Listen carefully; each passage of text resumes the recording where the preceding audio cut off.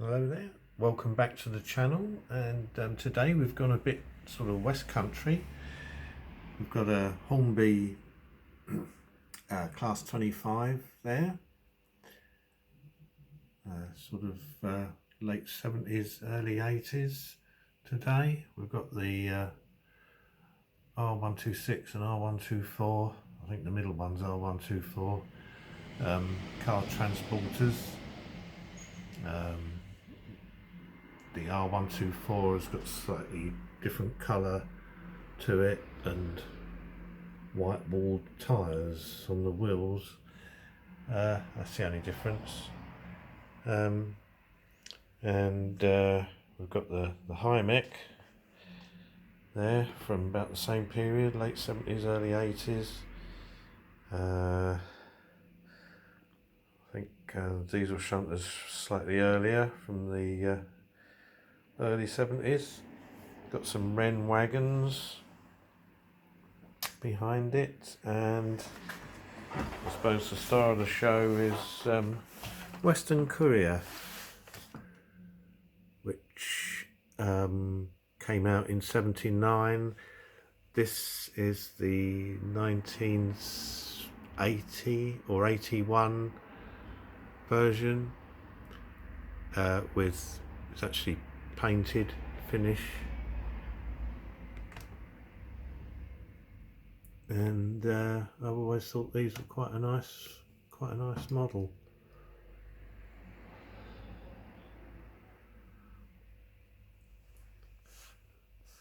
So let's get it underway. The coaches she's pulling are they're from the same period. They're the Mark II coach. We've got the buffet, which is a Mark I, because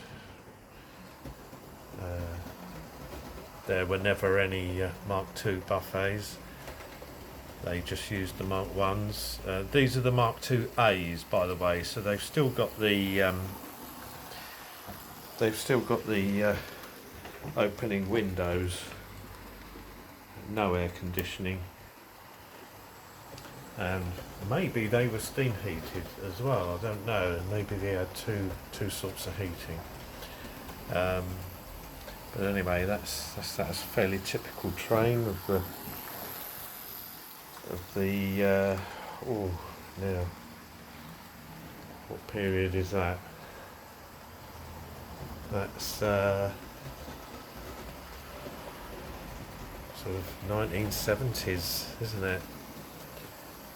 Before the poor old westerns disappeared in favour of the class 50s. So yeah, that would have been sort of up to about the mid 70s, or even yeah, maybe. Not sure when the last westerns, I think it was about 77. There was about 2 or 4 of them left or something, and they started doing tours with them, didn't they? Western Ranger was there, Western something else, I can't remember the ones that they saved. Anyway, we've got a little diesel shunter here, the Hornby one. We'll get him going. It's a pretty reliable little model. He's got the same chassis as the Ginty. So all they had to do to make this one was just do a new body for the Ginty chassis, and Bob's your uncle, you got a new loco.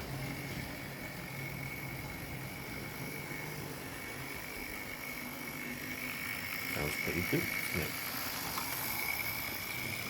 And there's the some of the Wren wagons.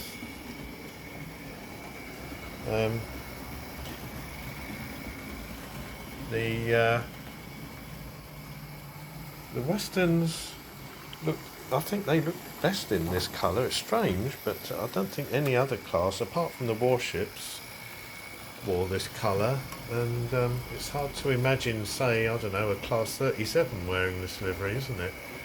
Or even the, the class 25. That would look strange, wouldn't it? But yeah, it's a nice livery. I think most of them were in maroon. 1 or 2 were in green, One was in desert sand, kind of a beige colour, and then they all went blue, didn't they?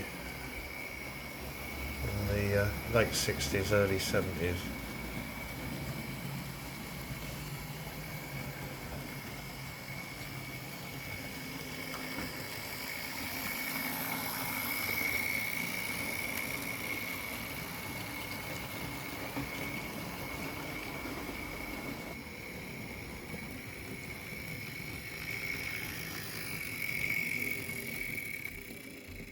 Park up this train in here now.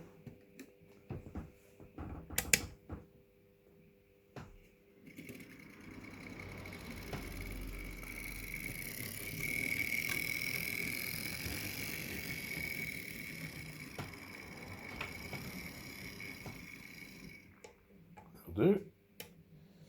And we'll get the Hymek going.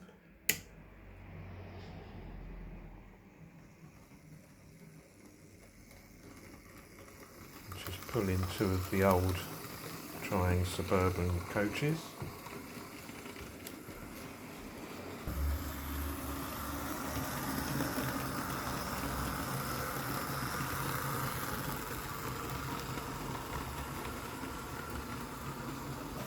And let's get the Class 25 underway. And this is an interesting model. If you take the body off, there's another body underneath the body, which is clear plastic, and it's got wiring in there for the head codes. Not that you can see the lighting unless you run it really fast, and it is directional. I think the intention with these was to put a smoke unit in them, hence the interior body as well, to prevent the smoke going all over the place. Because if you look at the top of this as it goes round, the exhaust is actually, that hole goes all the way through into the second body inside.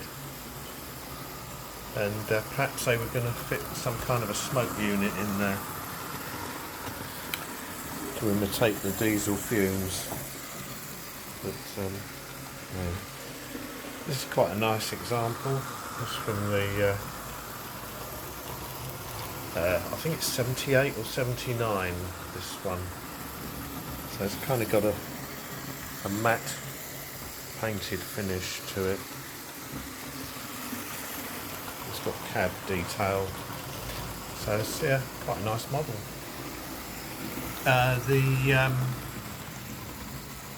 The Western, I forgot to mention, that came out in 79, the same time as the Lima one, and I remember the article in the Railway Modeler which reviewed them both at the same time. And they both came out with, you know, quite good reviews, but there were faults with both of them, of course, because the Hornby wheelbase is correct for the bogies, but then they got that sort of split skirt on the front integral with the coupling, so the wheels don't sort of snag on it, and the Lima one had that fault with it. And also I think the Lima one didn't have quite as much detail on the sides. It certainly didn't have hold on, I'll go around the other side and show you what it didn't have. Yeah, so here we are, we've got the in here, just there in the middle there's some detail,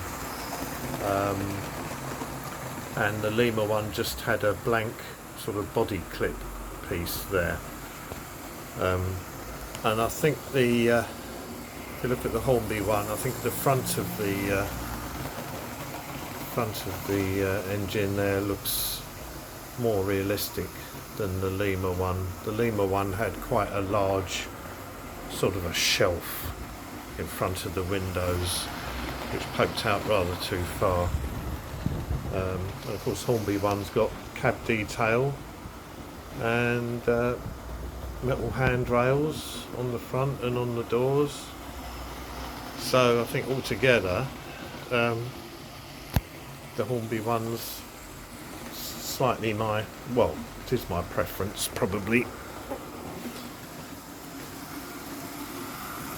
And I don't think Lima ever really modified their one to make it better. Mind you, nor did Hornby. Recent efforts by other manufacturers, what is it, Heljan and Daypole, have both made a Western, and they're quite good, I suppose. But they're very, very expensive and very heavy. In some cases, some of these modern locos can hardly pull their own weight. So I'll keep playing with these ones, I think. There you go, hope you've enjoyed this video. Someone suggested on the last one in the comments that I give a bit of a commentary, so there you go, I've done it.